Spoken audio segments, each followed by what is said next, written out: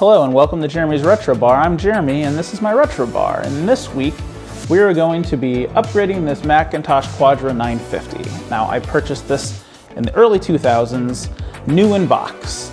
And this particular configuration did not come with a hard drive. So you can see here we got our question floppy disk asking for there to be an OS in it. And so that's what we're going to do this week. We're going to install the SCSI to SD adapter to give this guy some storage. And the beauty of these guys is that it just uses a regular old SD card as the hard drive and gives us a lot more space and a lot quieter operation than what we would get normally on these vintage machines. Of course, you can probably hear the hum anyway, so it's par for the course, the loudness, and so it would be at least not as loud as it would be if it had a hard drive in it. But yeah, so this is going to be just a simple how-to of how to set this guy up and install it here in the Macintosh Quadra 950. But of course, first, we're going to need to make ourselves a drink. All right, for this week's drink, we're going to be making a whiskey sour. It has really nothing to do with anything thematically. I just wanted to do a whiskey drink. We haven't done one yet, and I thought it was about time. The original recipe actually served 3, and so the measurements are going to be a little weird because they're divided by 3, so just bear with me on that part, but here we go. We're going to start off with 2 teaspoons of simple syrup, and then a little bit over 1 tablespoon of fresh squeezed lemon juice. So then we're going to go with 3 tablespoons and 3/4 of a teaspoon of whiskey. I chose to go with bourbon and specifically Woodford because it's my fave. And then we're going to put in some ice and we're going to shake for 30 seconds until it is cold.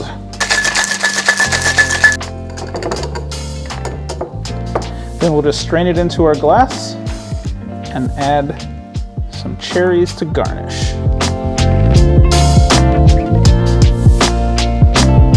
And there you have it. Now let's get this SCSI to SD installed in this Quadra. Cheers.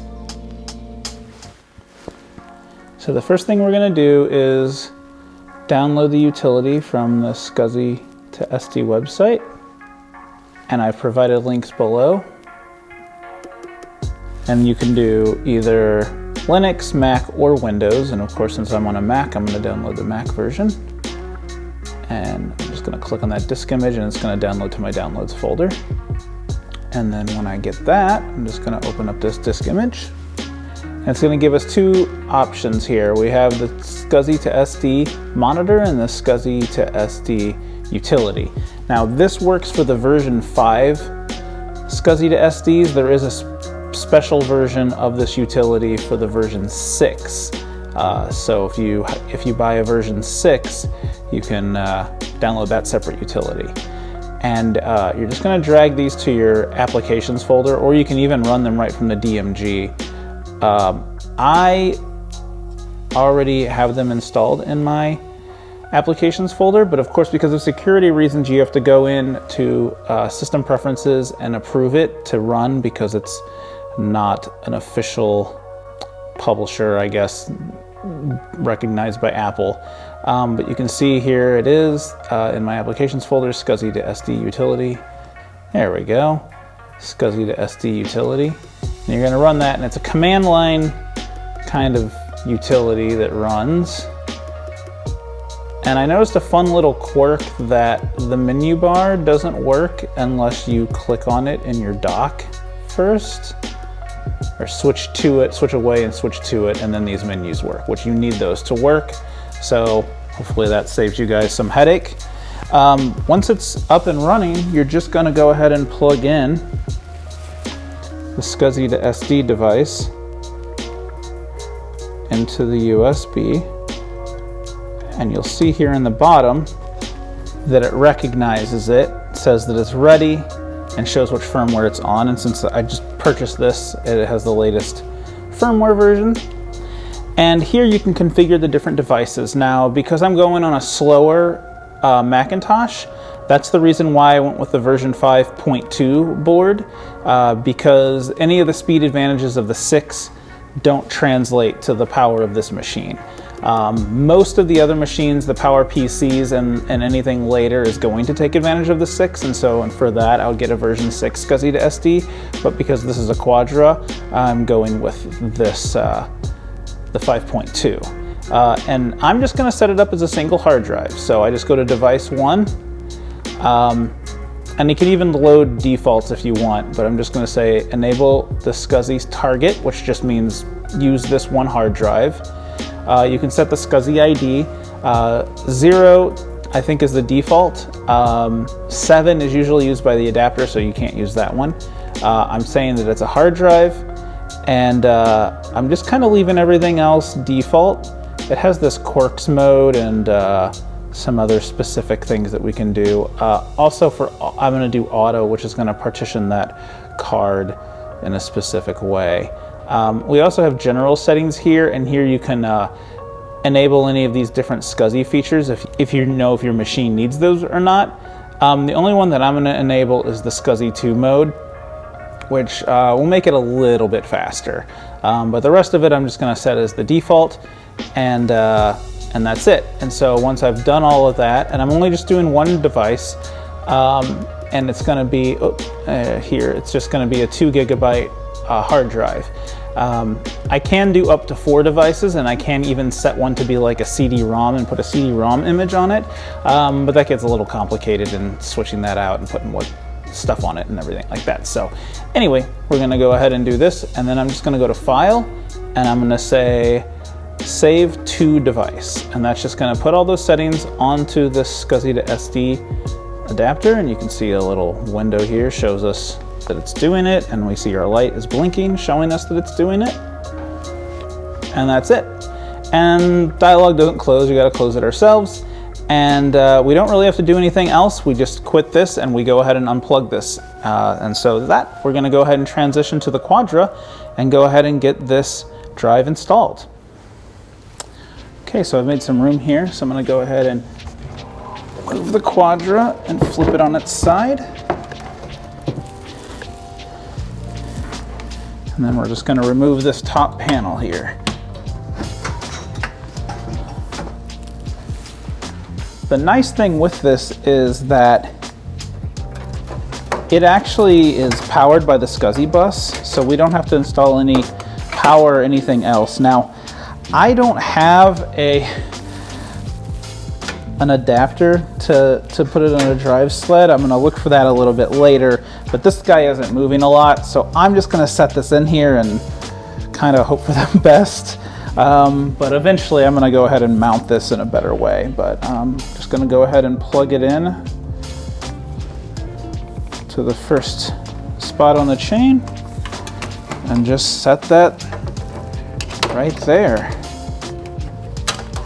And got the extra cord to just keep that there.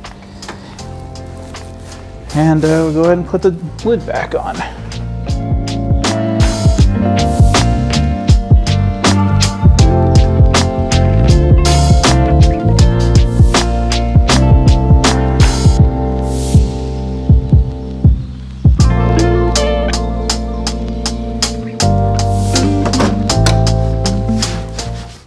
Okay, so we went ahead and set up the SCSI to SD in a modern computer.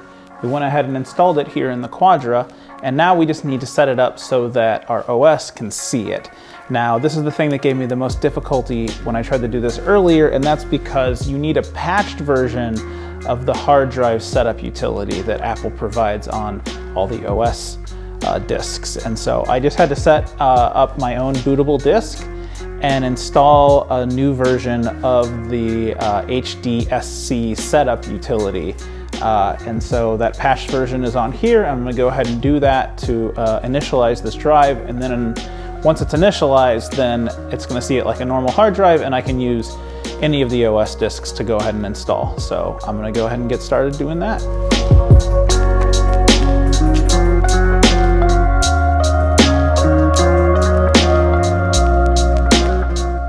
All right, so we're up, and here's my little boot disk that I made with the patched utility.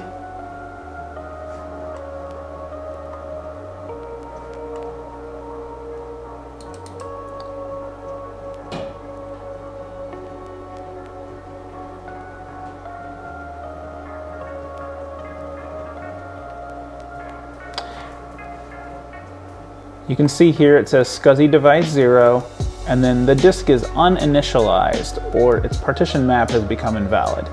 And you didn't get that before the patched version of it, so if you have a non-patched version, it just says that there is no SCSI hard drive. So it's seeing it, which is great, and so we're going to go ahead and say initialize. And it's going to erase all the data, and I'll say go ahead.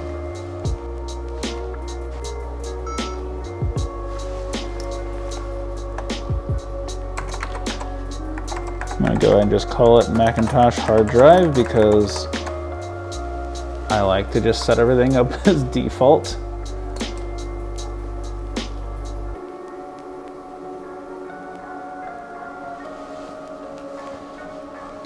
And that's it. Now we have a Macintosh hard drive. Let's quit. And we can open that up and see that it has 2 gigs free on it, which is exactly what we want. So now we'll go ahead and start installing our OS. And I'm just gonna speed through this part because there's no reason anybody should wait for an OS to install. So.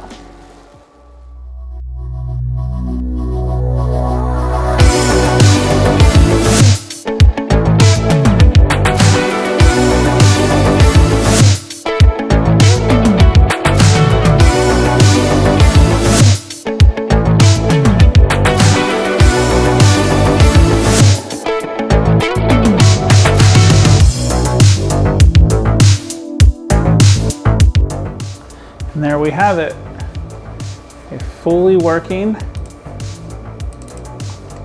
computer that's running off of an SD card. It's pretty great. I got the SCSI to SD card installed, set up, formatted, OS installed, and even threw some games on it for now. So if you guys have any questions or thought that I could have been more thorough or want another video about something along the way, just let me know. Thank you for watching, thank you for subscribing, and see you next time.